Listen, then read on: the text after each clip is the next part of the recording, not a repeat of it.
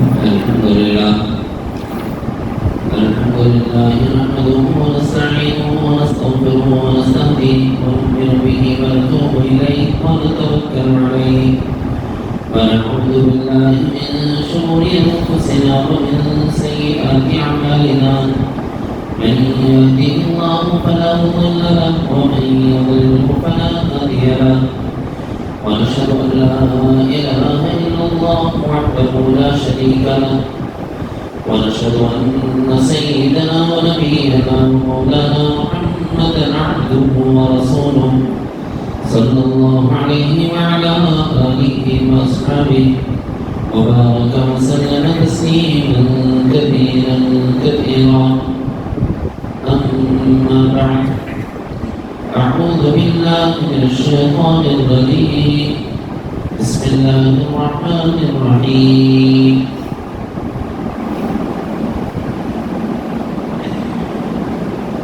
وإذ ابتلى إبراهيم ربه بكلمات فأتمهن قال إني جاعلك للناس إماما قال ومن ذريتي قال لا ينال عهد الظالمين صدق الله العظيم. قابل احترام بزرگوں، معزز دینی بھائیوں اور اسلامی بہنوں،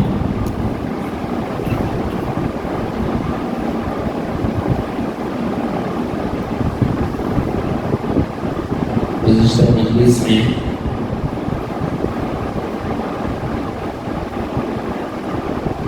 قربانی کے موقع پر پڑھی جانے والی دعا کے دو لفظ لے کر اس کی وضاحت کی. ایک لفظ لیا تھا انی وجہت وجہی، جہت کی مراد اور اس کے معنی کیا، اور دوسرا لفظ لیا تھا حنیفہ، اس کے کیا معنی. متوجہ ہونا ظاہر کے ساتھ نہیں، باطن کے ساتھ. متوجہ ہونا خاص وقت میں ایک خاص عمل کے لیے نہیں، بلکہ ہر آن ہر لمحہ اس شان کے ساتھ کہ میرے رب کا میرے ساتھ کس وقت کیا حکم متعلق ہے، اس وقت میں اپنے رب کا وہ حکم پورا کروں. یہ توجہ ہے کامل. ورنہ جیسے نماز میں متوجہ ہوتے ہیں ویسے ہی ایک آدھ کسی کام میں اللہ کی طرف متوجہ ہیں، بقیہ وقت اللہ تعالیٰ سے معقول شمار ہوتے ہیں.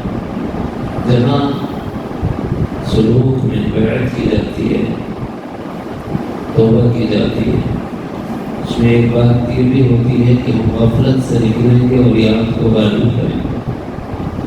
غفلت سے نکلنا کیا ہے؟ یہی ہے کہ کس وقت میرے رب کا کیا حکم ہے، اس وقت رب کا وہ حکم نہ بھولنا، بھول جانا غفلت ہے. اس وقت رب کا وہ حکم میرے ساتھ کیا متعلق ہے وہ یاد رکھنا، یہی یاد ہے. ایک اصطلاحی لفظ ہے غفلت اور یاد. اس کو اتنی وجہ تو وجیلے سے تھوڑا سا سمجھانے کی کوشش کی. دوسرا لفظ ہے حنیفہ. حنیفہ کہتے ہیں یکسو ہو کر، متوجہ ہو. حنیفہ کہتے ہیں سب میں رہ کر، سب سے کٹ کر اس کے ہو جانا. اس کو اصطلاح میں کہتے ہیں خلوت در انجمن. اور اصطلاح سننے کو رد بولیں ہم سب کیا کے اوپر سے کون سو بولیں. اصطلاح کے سناتے عام الفاظ جو ہوتے ہیں وہ بتا دیتے ہیں تاکہ ہر آدمی اس کو لے لے اور سمجھ لے. خلوت در انجمن کا کیا مطلب ہے؟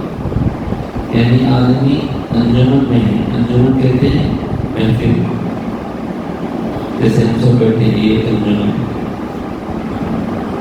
اب اس میں خلوت چاہیے. خلوت کہتے ہیں تنہائی. تو میں تنہائی کیسی ہو سکتی ہے؟ اتنوں میں رہ کر بھی تنہائی ہو سکتی. ایسا بہت سے وقت اپنے ساتھ ہی چھوڑا سو.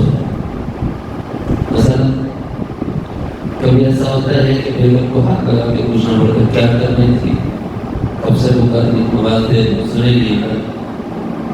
کبھی ہم پکارتی ہے آدمی کی توجہ نہیں جاتی، ایک آواز بولی، دو آواز بولی، تین آواز بولی، بیچاری تھک کے بولتی کہاں تو نہیں ہے، کب سے پکار. کیوں ایسا؟ کیا آپ سننے نہیں سننے ہیں؟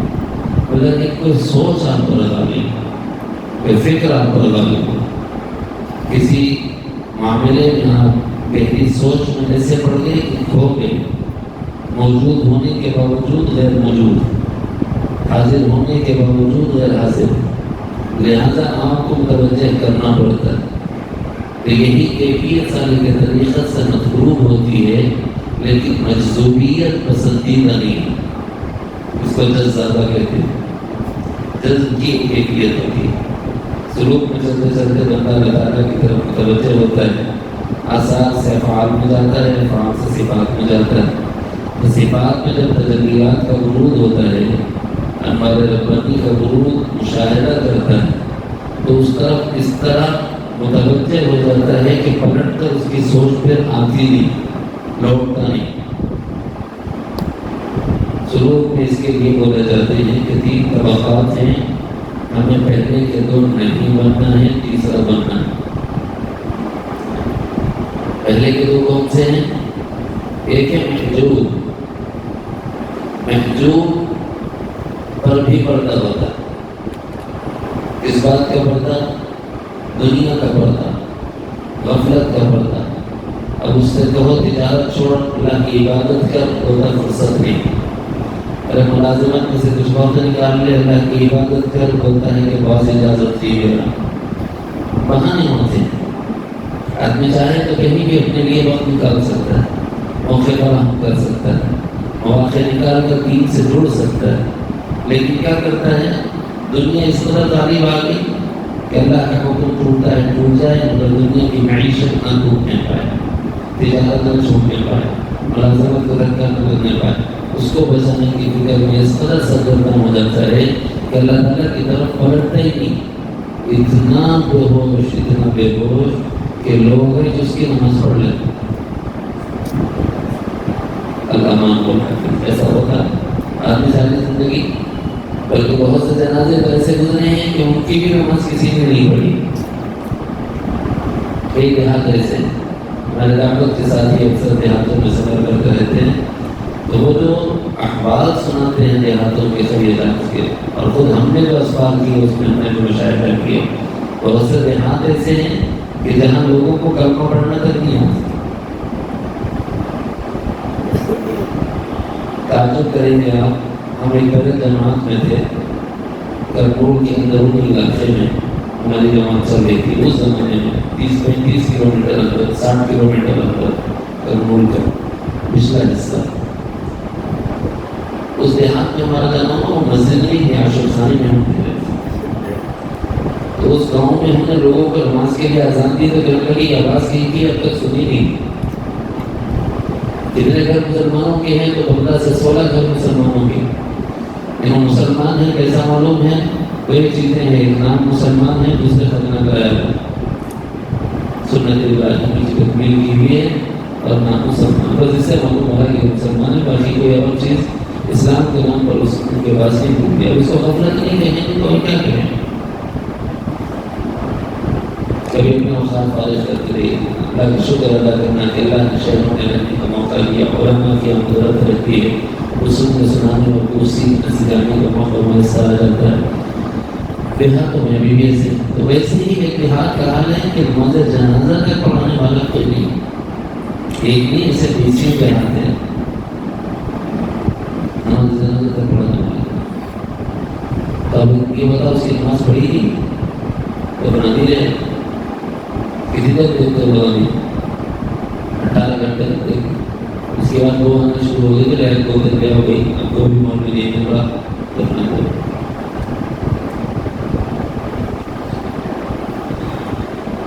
تو یہ غفلت، یہ حجاب دنیا کا. ایک حجاب ہوتا ہے تجلیات کا.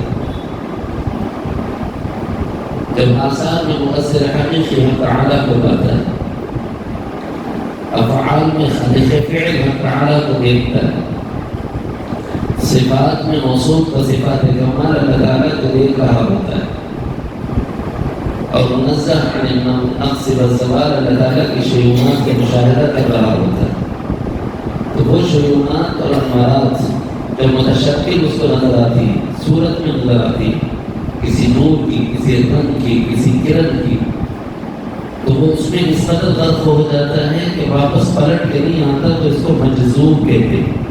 پہلے والے کو محجوب کہتے ہیں، دنیا کا پردہ پڑا ہوا، یہ بھی نہیں بننا۔ دوسرے والے کو مجذوب بولتے ہیں، یہ بنانے کے لیے بھی امام نبوی سید کائنات جناب محمد رسول اللہ صلی اللہ علیہ وسلم کو نہیں بھیجا گیا۔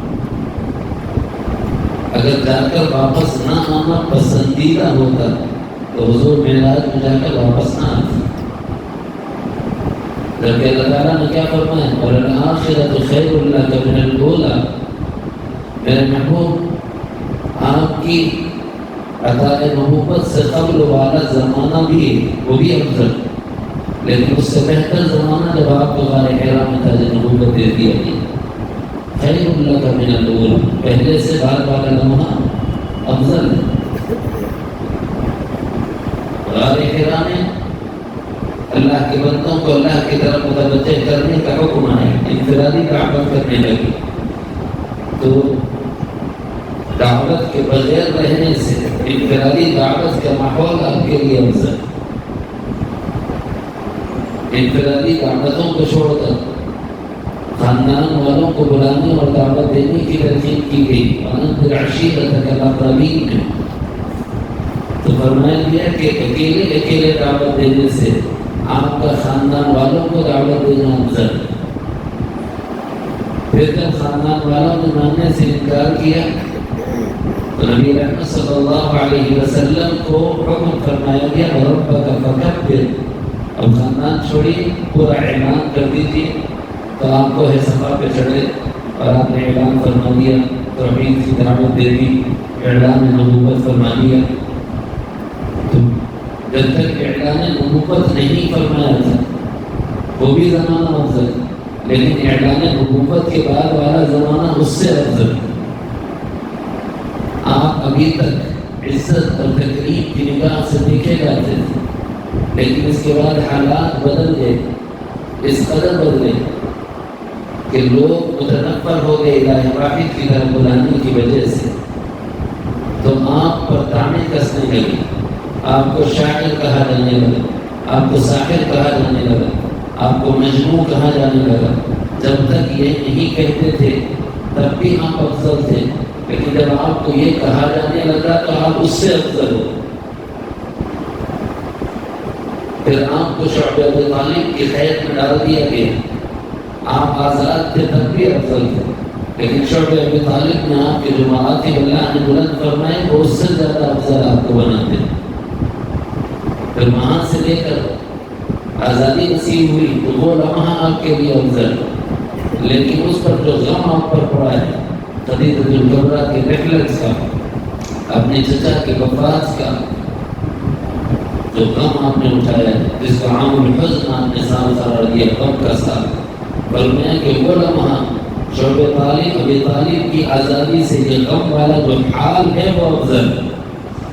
بظاہر ہمیں یہ لگتا ہے کہ یہ مفضول چیز ہے، یہ اتنی خاص بات نہیں، یہ پسندیدہ نہیں، اور ہمیں یہ لگتا ہے کہ صاحب وہ عروج تو عروج ہوتا ہے، کمال تو کمال ہوتا ہے، جو عروج پر جائے تو زوال نہ ہو، ہم یہ سوچتے ہیں۔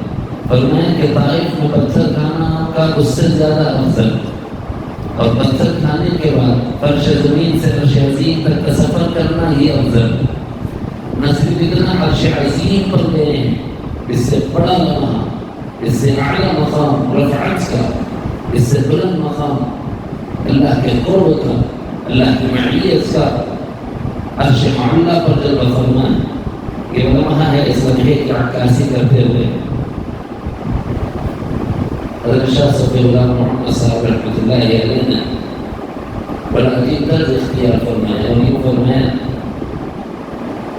نحن نعلین پہنے عرش پہ پہنچے ہیں جب حضور، نعلین پہنے عرش پہ پہنچے ہیں جب حضور، کچھ دور سے بھی پوچھی عظمت رسول کی۔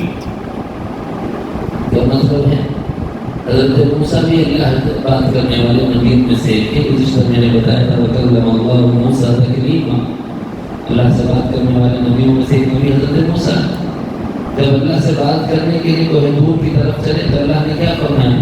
فَاخْلَعْ نَعْلَيْكَ إِنَّكَ بِالْوَادِ الْمُقَدَّسِ طُوًى، موسیٰ میرے پاس کرانے کا شرف حاصل کرنے آ رہے ہو، اپنے چپل تو اتار دو، آپ دعا کی وادی مقدس میں، وادی مقدس میں آ رہے ہیں تو چپل اتار دینے کا حکم موسیٰ کلیم کو ہے۔ لیکن عجیب شان ہے، آپ دیکھ لیں نعلین پہننے کی روایت تو ملتی ہے، نعلین اتارنے کی روایت کہیں بھی نہیں ملتی۔ اسی لیے حضرت صوفی علیہ الرحمن نے فرمایا تھا نعلین پہن عرش پہ پہنچے ہیں جب حضور، کتنا خوب، ثم دنا فتدلى فكان قاب قوسين او ادنى، فكان قاب قوسين او ادنى۔ اس کو سمجھانے کے لیے سمجھیں یہ جو ابرو ہے نا، ایک اس طرف کا ایک اس طرف کا ہے، جب آپ یوں کرتے ہیں تو یہ قوسین مل جاتا ہے، اتنا خوب۔ او ادنا کا مطلب کیا ہے؟ او ادنا، اس سے بھی زیادہ قریب۔ جب اللہ سے اتنا قرب ہے تو اس سے اعلیٰ کوئی مقام ہوگا؟ فرمایا اس سے اعلیٰ تو کوئی مقام ہماری نظر میں نظر نہیں آتا، لیکن میں آپ کو بتاؤں وَالْآخِرَةُ خَيْرٌ لَكَ مِنَ الْأُولَىٰ، میرے محبوب عرش معاملہ پر آپ کا میرے ساتھ اتنا قریب ہونا اتنا افضل نہیں جتنا آپ کا امت کی طرف لوٹ کر جانا اور غافل امت کو اللہ کی طرف پلٹانا۔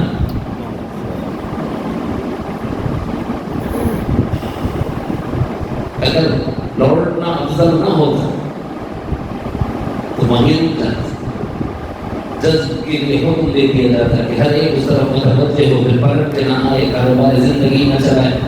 نہیں، حمایتی کائنات سے، حمایتی دنیا ہے، یہاں رہتے ہوئے رب سے غافل نہ ہونا، یہ کمال ہے۔ اسی لیے فرمایا نہ محجوب بنو نہ مجذوب، ہمارے آقا کو اللہ نے محبوب بنایا تھا، محبوب بنو۔ غفلت سے خود بھی نکلنا اور غفلت سے قوم کو بھی نکالنا، خود بھی اللہ کی طرف متوجہ ہونا اور قوم کو بھی اللہ کی طرف متوجہ کرنا۔ جب بھی یہ کام کیا جائے گا یاد رکھو کہ تم آزمائے جاؤ۔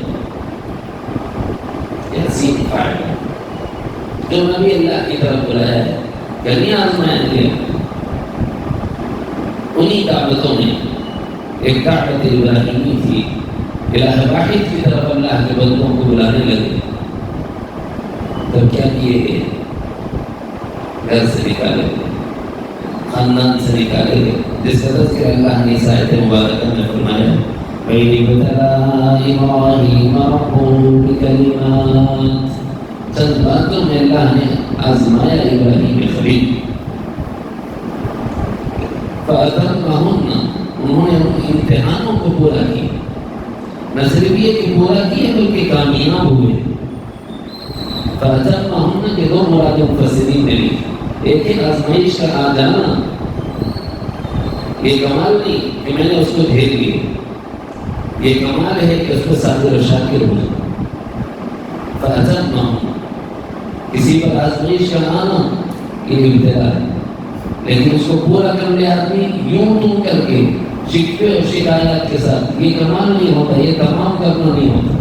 اتمام اس وقت ہوتا ہے کہ آدمی عافیت کے ساتھ اس کو پورا کرے، مشقت جھیل لے لیکن پورا کرے، صبر کر لے لیکن پورا کرے، وہاں اپنے منشے کے خلاف ہو رہا ہو تب بھی پورا کرے۔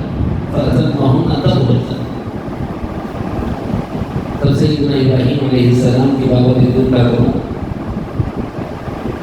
ہجرت کا موقع آیا، آگ میں ڈالے جانے لگے، ہجرت کا موقع آیا، اللہ نے آگ میں حفاظت فرمائی تو خوف نے کہا کہ بھئی یہاں رہو مت، تم چلے جاؤ، تو سرزمین میں آگ کو چھوڑ دی، سفر کرنے لگے تو محسوس ہوا کہ آزو بازو دائیں بائیں کوئی نہیں،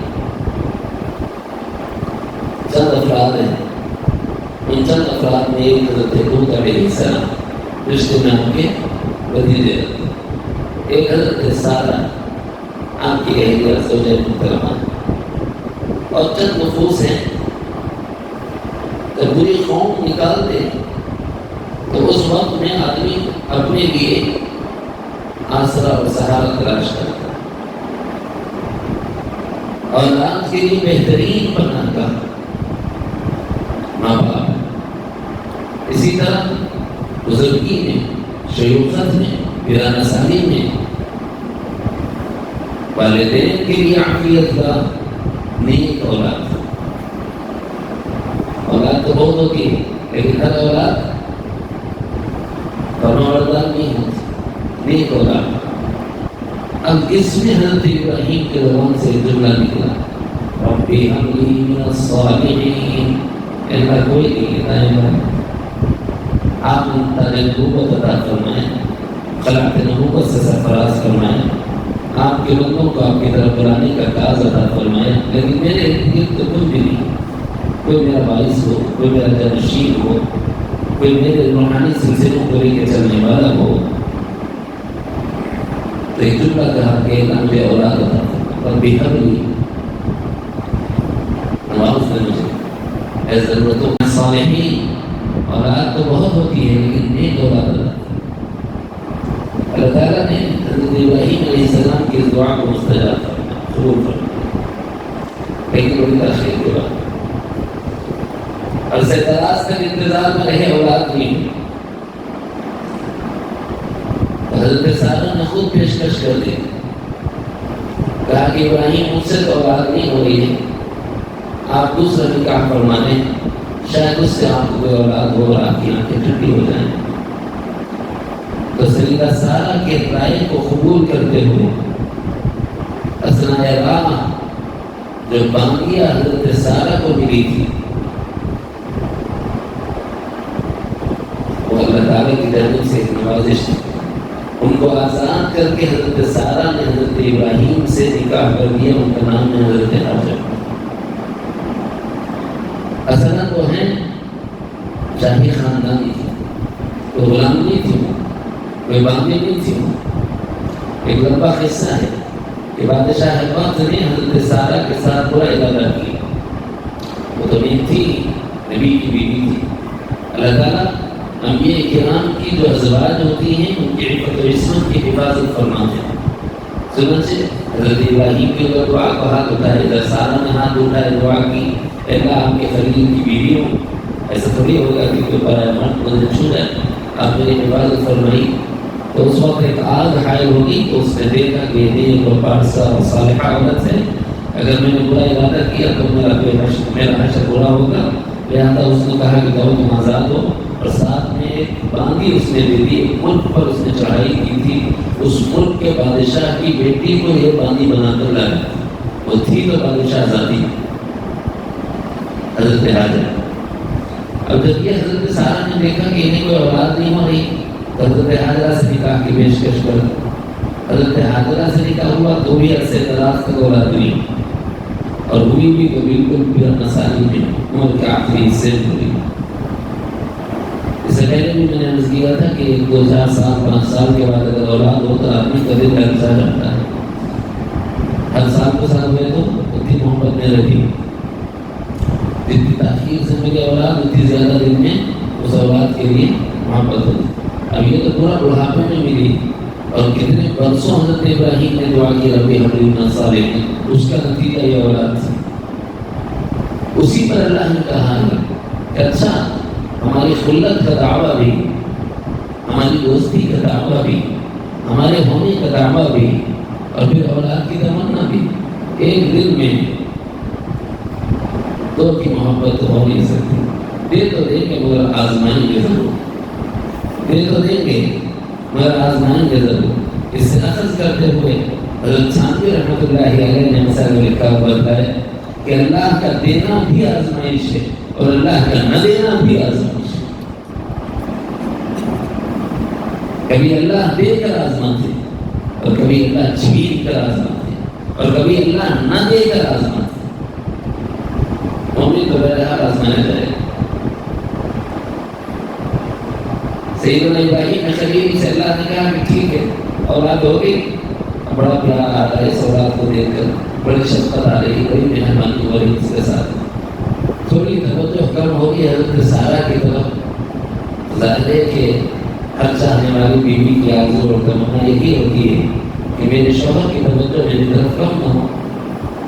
ان کا مدعا بھی تھا کہ بھائی ان کو ذرا دور کرو، شاید آپ میرا وقت مجھے دے پائیں۔ اللہ تعالیٰ نے بے حکم دے دیا اب اپنی اولاد کو دور لے جا کر کے چھوڑ دو۔ کیسے چھوڑیں گے؟ بات نہیں کر سکتے۔ کیسے چھوڑیں گے؟ ایسے چھوڑیں گے جہاں تک جبرائیل رہنمائی کرے گا وہاں تک لے جائیں گے، پلٹ کے نہیں دیں گے۔ کیسے چھوڑیں گے؟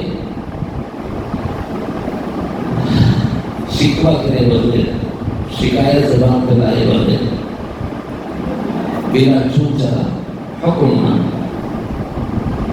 اللہ کا حکم تھا۔ حضرت ابراہیم علیہ السلام نے اپنی اولاد کو لا کر وہاں چھوڑا جہاں حضرت جبرائیل نے رہبری کی، یہاں چھوڑ دیا۔ اللہ نے دیکھا کچھ بھی نہیں، میں نے دیکھا کچھ بھی نہیں، یہاں سے وہاں تک سامنے دیکھا کچھ بھی نہیں، پیچھے دیکھا کچھ بھی نہیں۔ کیا ہے؟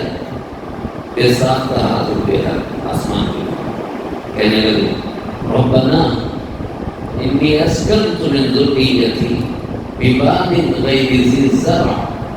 اے اللہ، میں نے اپنے وقت جگر کو، میں نے اپنے نور نظر کو، وہ جو بڑی آرزوؤں کے بعد پیدا ہو، وہ جو بڑی تمناؤں کے بعد وجود نصیب ہو، وہ جو بڑی برس کی آرزوؤں کا مرکز اور تمناؤں کا مرکز رہا، بڑی دعاؤں کے بعد نوازا گیا ہے، اسے چھوڑ رہا ہوں ایسی جگہ غیر ذی زرع جہاں پر تو کوئی کھیتی نہیں۔ کیا کریں گے یہ لوگ؟ بات بھی نہیں کر سکتا کہ تسلی دے۔ ذرا اس منظر کو وہ لوگ اچھا سمجھ سکیں گے۔ سوچو کوئی آدمی اگر باہر گیا ہو گیا آپ میں سے تو اس کو اندازہ ہو گیا اس بات کو، جب ماں کو چھوڑ رہا تھا، جب باپ کو چھوڑ رہا تھا، جب بھائی بہنوں سے ودا لے رہا، جب بیوی اور بچوں کو چھوڑ رہا، تو پلٹ پلٹ کے آتا ہے، انہیں گود میں اٹھاتا ہے اور بچوں کو گود سے دیتا ہے۔ کیوں؟ بیٹا پتا نہیں سال ہوگا، 2 سال ہوگا، 3 سال ہوگا، اتنی مدت کے بعد پھر تمہیں دیکھنا نصیب ہوگا۔ آدمی کا دل پھٹا جا رہا، کیوں پھٹ رہا ہے؟ کیا یہاں اس کی ماں نہیں؟ اس کی بھی ماں، اس کی نہیں تیری بھی ماں، لیکن دل پھٹ رہا ہے اس لیے کہ اولاد کے لیے اللہ نے یہاں جگہ ایک گوشہ رکھا ہے۔ اللہ تعالیٰ کا امتحان تھا۔ حضرت ابراہیم ہی تھے شاید اس امتحان کو پورا کر دے، ویسے تو شاید نہیں۔ سیدنا ابراہیم علیہ السلام سے اللہ نے نہ صرف یہ فرمایا کہ اس اولاد کو غیر ذی زرع وادی میں چھوڑ دو، بلکہ بات تک کرنا منع کر دیا کہ پلٹ کے تم بوسا بھی نہیں لے سکتے، چھوڑ دیا کرنا۔ حضرت حاجرہ نے پوچھ لیا ابراہیم خلیل صرف اتنا جواب دے دو کہ یہ آپ کا حکم۔ کہنے لگے زبان سے تو جواب نہیں دے سکتے، اس بات میں سر ملا، اپنا سر ہاں جیسا یاد ہے جی، بس اتنا ہی کہا اشارت سے۔ تو انہیں کا ضبط تھا کہ انہوں نے جواب دیتے ہوئے فرمایا اگر یہ رب کا حکم ہے تو پھر ہم آپ اطمینان رکھیں، رب ہمیں ضائع نہیں کرے۔ آج کی کوئی عورت ہی کہہ دے وہ عورت جنتی ہے، رب ہمیں ضائع نہیں کرے، یہ یقین، یہ توکل نصیبے سے ملتا ہے۔ اتنا ہی نہیں ہوا، برس ہاں برس بیت گئے، پلٹ کے نہیں دیکھ رہے، تو چلنے لگے تھوڑے سے، طاقت آئی پیروں میں۔ ہمارے حساب سے، ہمارے زمانے کے حساب سے ایک اندازے کے مطابق 8-10 سال کے زیادہ سے زیادہ عمر ہو، اگر 8-10 سال کا ہمارا کوئی بچہ تھوڑی سی شرارت کرے، اڑوس پڑوس کو کسی نے ڈانٹ دیا تو ہم کیا کہتے ہیں؟ آپ کو تو فرق، اس کو تو فرق نہیں، 10 سال کا بچہ ہے، آپ اسے کیوں کام کریں؟ ہم لوگ کو تو سمجھا دیں۔ یعنی ہمارے زمانے میں 8-10 سال کا بچہ وہ ہوتا ہے جس کو ہم بے شعور جس کو نہ ہو وہ سمجھتے ہیں، نادان سمجھتے ہیں، اور ہے بھی، کیونکہ وہاں تک مارنے کا حکم نہیں ہے کہ ابھی تو وہ شعور نہیں۔ نماز نہ پڑھے تو کیا کرنا ہے؟ پہلے سمجھا کر پڑھنا، پھر بھی نہ پڑھے تو 7 سال کے بعد تھوڑی تنبیہ اور ڈانٹنا۔ ہاں اگر 10 سال کا ہو پھر نہ پڑھے تو اس وقت آپ تنبیہ کرتے ہیں، اس کی اجازت شریعت۔ تو اس کا مطلب ہے شعور کی جو عمر ہے، شعور کی بدایت کی جو عمر ہے وہ 10 سال کے بعد۔ حضرت اسماعیل علیہ السلام کی عمر تو ابھی اتنی بھی نہیں، ابھی چلنے ہی لگے تھے کہ اللہ تعالیٰ نے فرمایا کہ اپنی ہی اولاد کو اپنے ہاتھوں سے ذبح کر۔ جیسے ذرا باقی میں چھوڑنا ہی کم امتحان تھا، تھوڑا امتحان تھا۔ دوسرا امتحان ہو گیا، وہ کیا؟ اور عجیب بات یہ ہے کہ وہ عمر ہے جس عمر میں بچوں کے کارنامے دن بات ہے، بچہ غلط بھی کر رہا ہوتا ہے تو ماں باپ کو دیکھ کے خوشی ہو رہی ہوتی ہے، حالانکہ آپ کو پتا ہے وہ غلط کر رہا ہے، لیکن آپ کیا سوچتے ہیں؟ اتنا ہے کہ نہیں کہ دیکھو کیسا کر رہا ہوں، بعد میں سمجھائیں گے آپ اس کو کہ نہیں بیٹے ایسا نہیں کرنا یہ غلط، لیکن اس وقت تو آپ کا دل اس سے فرحت اور انبساط محسوس کرتا ہے، خوشی محسوس کرتا ہے کہ ساتھ میرا بچہ اتنا ہی ہے مگر یہ کر رہا۔ ایسے میں جبکہ بچے کا ہر عمل باپ کو پسند ہوتا ہے، اس وقت میں باپ سے کہا جا رہا ہے آپ اپنے ہی بچے کی گلے پر سنی پھیر دیجیے، اس سے بڑا امتحان کوئی نہیں ہو سکتا۔ اسی لیے اللہ رب العزت نے فرمایا کہ ان ھذا لہو البلاء المبین، جسے اللہ خود کہیں کہ کھلا ہوا سب سے بڑا امتحان تھا، کہ سب سے بڑی آزمائش، اس سے بڑی آزمائش کوئی ہو نہیں سکتی۔ ان ھذا لہو البلاء المبین، اتنی بڑی آزمائش، حکم کیا کیا؟ اپنی اولاد کو ذبح کرو۔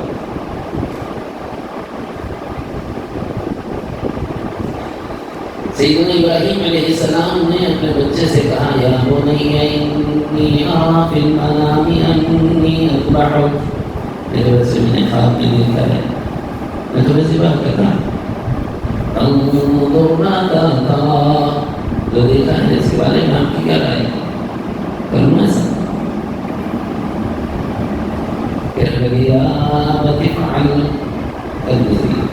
ما تؤمر، صاحب کو حکم دیا ستجدنی انشاء اللہ من الصابرین، اللہ نے چاہا مجھے صبر کرنے والا۔ کیا اللہ تھی ہوگی کہ اللہ کا منشا تھا کہ اسماعیل ذبح ہو جائے؟ ہو نہیں سکتا۔ عاشقین نے تفسیر کرتے ہوئے لکھا ہے کہ اسماعیل ذبح ہو نہیں سکتے تھے، کیوں؟ کیونکہ ابھی خاتم النبیین آپ کا نور نبوت آپ جس کی پشت میں ہوتے تھے اس کی پیشانی سے چمکا کرتا، آپ جب عبداللہ کی پشت میں تھے ان کی پیشانی سے چمکا کرتے تھے، آپ جب شیبۃ الحمد کی پشت میں تھے ان کی پیشانی سے چمکا کرتے تھے، لوگ پہچانتے تھے اس سے ایک سعادت ان کے یہاں پوشیدہ ہے۔ یہی وجہ ہے کہ عبداللہ سے نکاح کرنے کے لیے خاتون نے پیشکش کی تھی، لیکن جب ان کا نکاح حضرت آمنہ سے ہو گیا اور وہ منتقل ہو گیا تو اس نے شادی سے انکار کیا۔ آپ سیرت جو لکھتے ہیں اسے اٹھا کر پڑھیں۔ اب یہی آپ پیچھے جاتے جائیں، یہ کہاں سے چلا ہے؟ حضرت ابراہیم کی پشت سے نکل کر پشت اسماعیل میں آیا ہے۔ اب یہ نور چمک رہا ہے سیدنا اسماعیل کی پیشانی مبارک سے۔ اب اگر اسماعیل ذبح ہو جاتے تو خاتم النبیین کا نور ظاہر کیسے ہو؟ ابھی نور نبوت کو کائنات میں جلوگر ہونا تھا، تو رب تعالیٰ نے اسماعیل کی حفاظت کا بندوبست یوں فرمایا کہ ادھر براہ راست چھری کو حکم دے رہے ہیں کہ یاد رکھ اسماعیل کا بال باقا نہ ہونا چاہیے. حالانکہ اللہ تعالیٰ خود مسبب الاسباب ہے، لیکن محققین نے لکھا ہے کہ جبرائیل جیسے سید الملائک کو مخاطب کر کے اللہ نے فرمایا کہ فرشتے اگر چوری نافرمانی پر آتی اور اسماعیل کا بال بھی واقع ہو جاتا ہے تو دفتر ملکوت سے تمہارا نام نکال دیا جائے. جبرائیل سے کہا وہ پتھر وہاں سدرۃ المنتہا سے چلے ہیں، جنت پہنچے، دبا اٹھایا ہے، دوڑے دوڑے چلے آئے ہیں مکرموں کی سرزمین، وہ سرزمین جس پر بھی وجاہت موجود ہے. حج کا آغاز ہو گیا، لوگوں نے روانگی شروع فرما دی. اس مقدس سرزمین پر جب جبرائیل امین آئے اور حضرت اسماعیل کو ہٹایا اور دمبے کو لٹایا تو خون کے فوارہ اس کی گرمی محسوس ہوگی کہ آدمی ذبح کر رہا ہوتا ہے. آپ نے بھی کبھی ذبح کیا ہوگا تو دیکھا ہوگا کہ جب خون رگیں کٹتی ہیں تو اچھلنے لگتا ہے، تو اس کی گرمی اور حرارت انسان کے ہاتھ محسوس کرتے ہیں کہ خون گرم ہوا. کبھی ایسا یہ وقت یہ تقریب میں کرتے رہے تجربہ ہو جاتا. سیدنا ابراہیم علیہ السلام نے دیکھا کہ خون کا فوارہ چھوٹا ہے اور ہاتھ کو خون کی حرارت محسوس ہو رہی ہے اور وہ خون قوت شامہ محسوس کر رہی ہے تو کہنے لگے اللہ اکبر اللہ اکبر. یہ عظیم کارنامہ تھا کہ جبرائیل جیسے فرشتے سے رہا نہیں گئے. وہ کہنے لگے لا الہ الا اللہ واللہ اکبر.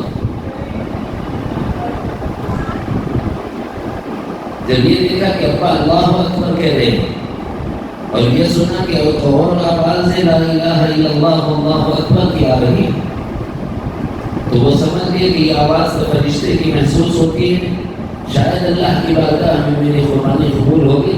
سیدنا اسماعیل کی زبان سے نکلا اللہ اکبر وللہ. یہ وہ کلمات ہیں کہ رب تعالیٰ کو اتنے پسند آئے اور میں کہ ذی الحجہ کے مہینے میں اس کو کثرت سے پڑھا. بالخصوص یوم نحر جس دن قربانی ہوتی ہے اس دن صبح سے لے کے شام تک یہ تو کرنا ہی کرنا ہے کثرت سے.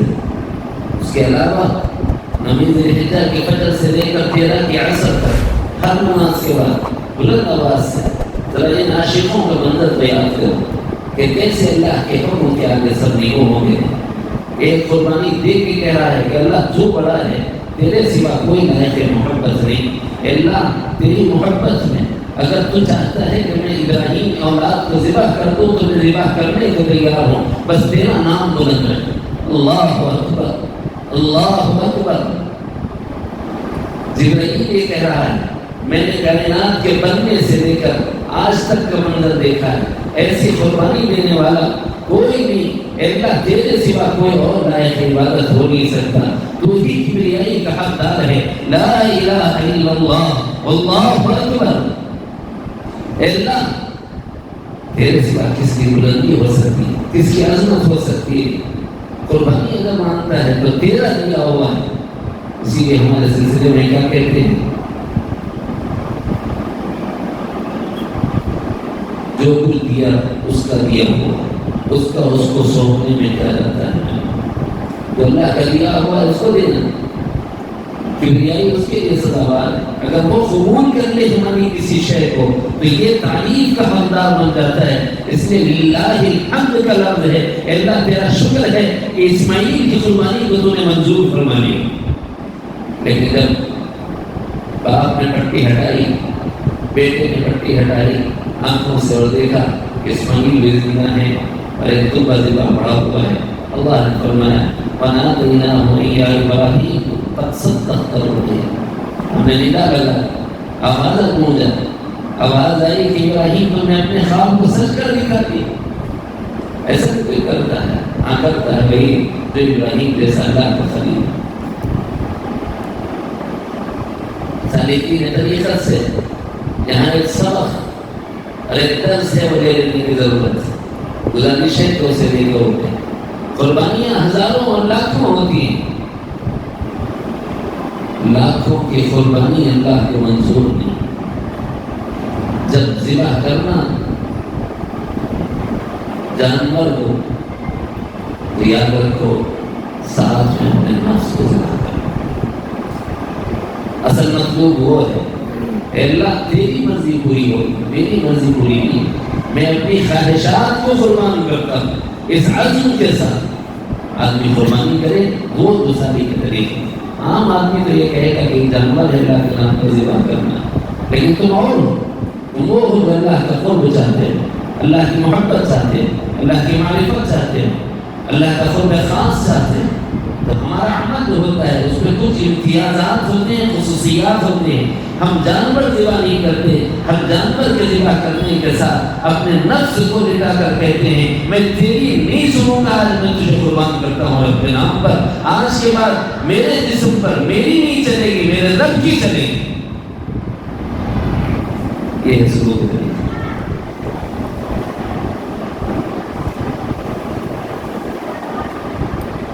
یہاں آ کر ہم سے اللہ تعالیٰ نے فرمایا یہ وہ منظر ہے کہ نہ آسمانوں نے کبھی دیکھا ہے نہ زمینوں نے کبھی دیکھا ہے. لہذا اس منظر کو بھلانا نہیں چاہیے. وَتَرَكْنَا عَلَيْهِ فِي الْآخِرِينَ. بعد میں آنے والوں تم پہ لازم کرتا ہوں کہ تم اس سنت کو زندہ رکھو. ہمیں فرمایا کہ فَصَلِّ لِرَبِّكَ وَانْحَرْ. اللہ کے لیے نمازوں کو قائم کرو اس کے شکرانے میں اور اپنی قربانیاں پیش کرو اللہ کی بارگاہ میں عز انکساری کے ساتھ، خلوص نیت کے ساتھ. ریا نہ ہو، نمود نہ ہو، دکھاوا نہ ہو، کسی کو چھڑکنا نہ ہو. کسی کے گھر قربانی ہوتی ہے تو بہت سے فقراء جمع ہو جاتے ہیں. ایک آدمی کو 1 سے 2 مرتبہ دیکھی ہے تو کہتے ہیں کہ بھائی دعا بتاؤ کتنے بار آتے تھے، پہلے بھی آئے تھے. ہو سکتا ہے اس کی ضرورت پوری نہیں ہوئی، چڑ کو نہیں کسی سائی نہیں. وَأَمَّا السَّائِلَ فَلَا تَنْهَرْ. نجر کو جو دے سکتے ہو خوشی سے دے دو یا ادب سے معذرت کر لو، لیکن یاد رکھو ان کا بھی حق ہے، انہیں فراموش نہ کرنا چاہیے. 3 حصے کرنا اپنی قربانی. ایک حصہ فقراء کے لیے مخصوص ہونا چاہیے، ایک حصہ رشتہ داروں کے لیے مخصوص ہونا چاہیے، ایک حصہ اپنے ذات کے لیے مخصوص ہونا چاہیے. اور ان 3 حصوں میں ہم فقراء کا جو حصہ ہے وہ تقسیم کر دیں.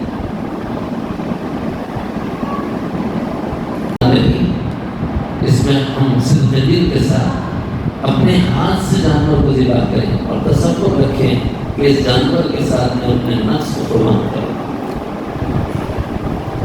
اس کے بغیر سلوک کا طریقہ پورا نہیں. کسی نے صوفیہ سے پوچھا کہ جنت کتنی دور ہے؟ فرمایا 2 قدم پر. فرمایا وہ 2 قدم کون سے ہیں؟ پہلا قدم نفس پر، دوسرا قدم جنت میں.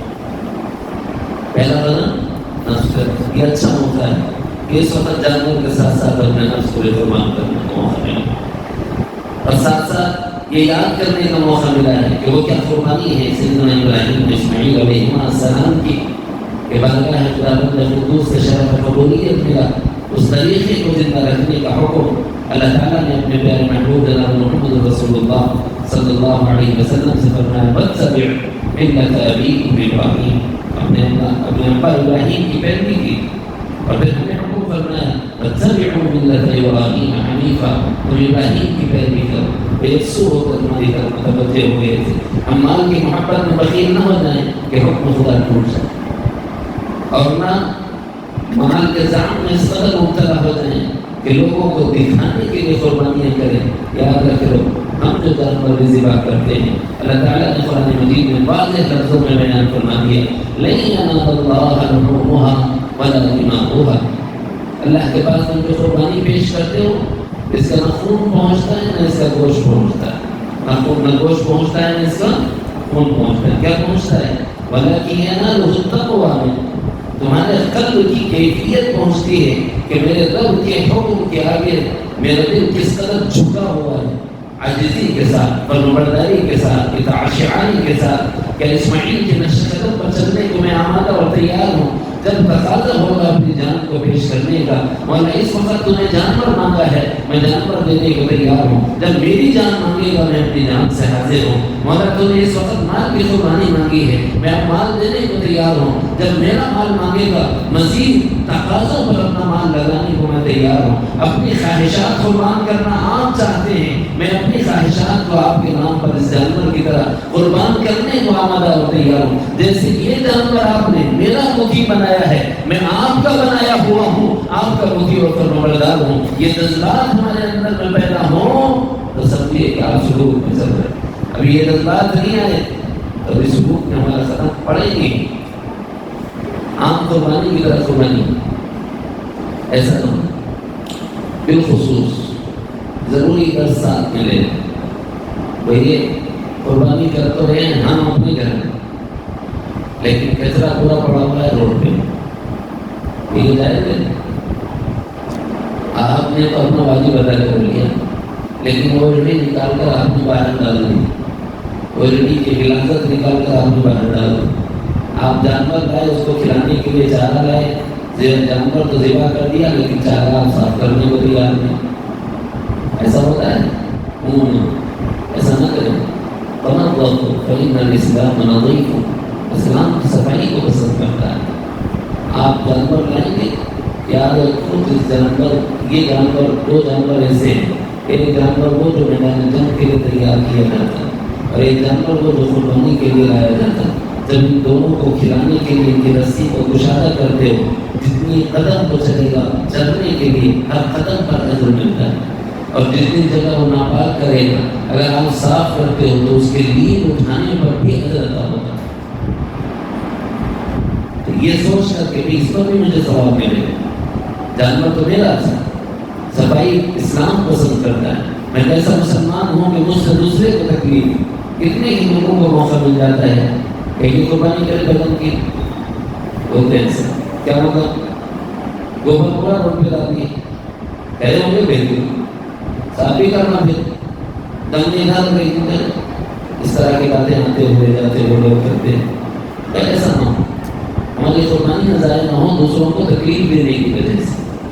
کوشش کریں کہ جہاں جانور باندھا جاتا ہو جانور کی جگہ بھی صاف، جہاں ذبح کیا جا رہا ہو جگہ بھی صاف، جب سب اچھی طرح سے آپ گوشت علیحدہ کر لیں تو دیگر جو اجزاء ہیں جو ضائع کرنے کے ہیں انہیں ایسی جگہ ڈالیں کہ اس سے کسی دوسرے کو تکلیف نہ ہو، ہم سے کسی کو مشقت اور اذیت نہ ہو، اس کا لحاظ رکھیں۔ یہ قربانی کا موقع بالکل قریب ہے، ہمارے یہاں کی چھٹیاں شروع ہونے والی ہیں، کل سے انشاءاللہ ذی الحجہ کی عید الاضحیٰ کی چھٹیاں مل رہی ہیں، آئندہ 4 شعبے عید کا مرحلہ رہتا ہے، قریب 30 دن رہتا ہے، اس لیے جو ہے نا وقت رہے گا۔ آج 2 باتیں میں نے خاص طور پر کی۔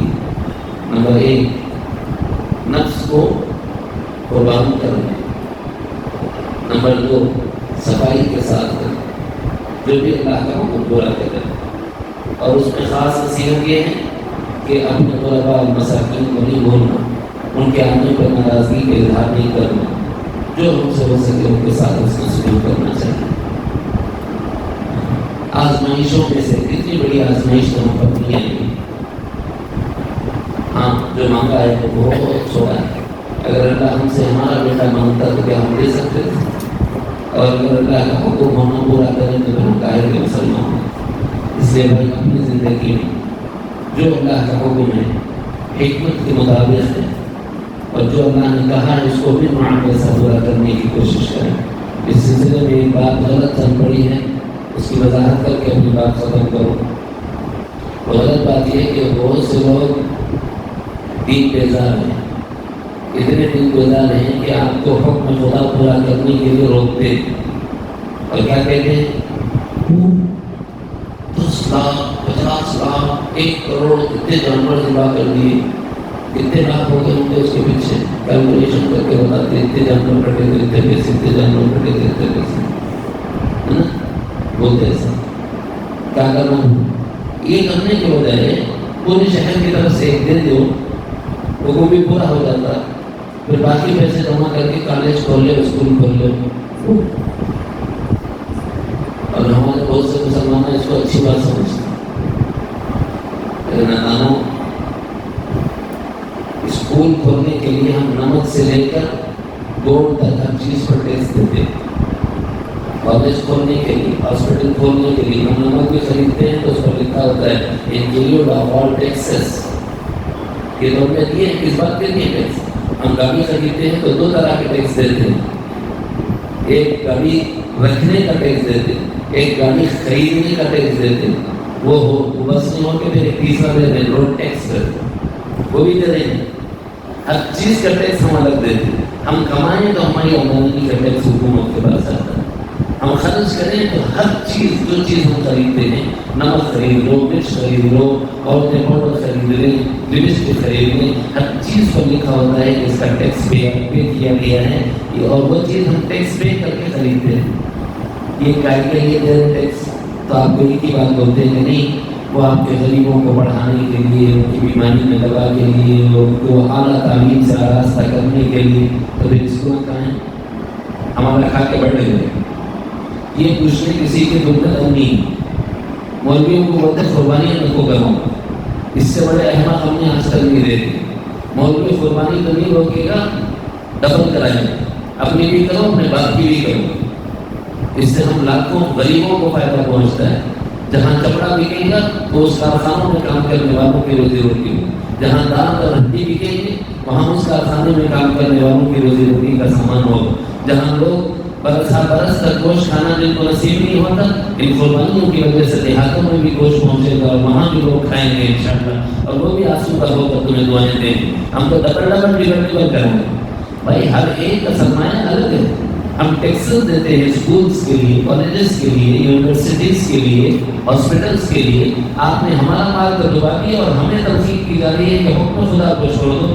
تھوڑا ہم جو کر رہے ہیں وہ بھی چھوڑ دیے تو نہ تم بچو گے نہ ہم بچیں. جو تھوڑے بہت لوگ کر رہے ہیں انہیں دینداروں کی وجہ سے اللہ نے کائنات کا نظام چلا رکھا ہے. ایک غلط فہمیوں میں مت آئیے، لوگوں کی جاہلانہ باتوں میں مت آئیے. جو بولے صاحب بولنا ہمارا کس کا ہے پہلے یہ بتا. ہم کمائی تو بھی دی، ہم خریدے تو بھی دی. گیا نا اس سے کھول اسکول، اس سے کھول کالج، اس سے کھول ہاسپٹل. ہماری قربانیوں میں ڈالنا کرا گھر سے چھوڑا. اس میں بھی بہت تھوڑے مالدار ہیں جو کر پاتے ہیں. ان کو بھی بلغلا کر پہلا کر قرآن اور حدیث کی غلط تشریحات پیش کر کے احکام خدا سے دور کرنے کی کوشش کی جاتی ہے. میں امید کرتا ہوں کہ ہمارے یہ ساتھی ایسی کسی غلط فہمی کا شکار نہیں ہو. اور اللہ کے واسطے آپ کو کوئی ایسا ملا نا، پہلے میرے سے ضرور ملنا. ایسے لوگوں سے ملنا ہم کو اچھی طرح جانا کریں گے انشاءاللہ.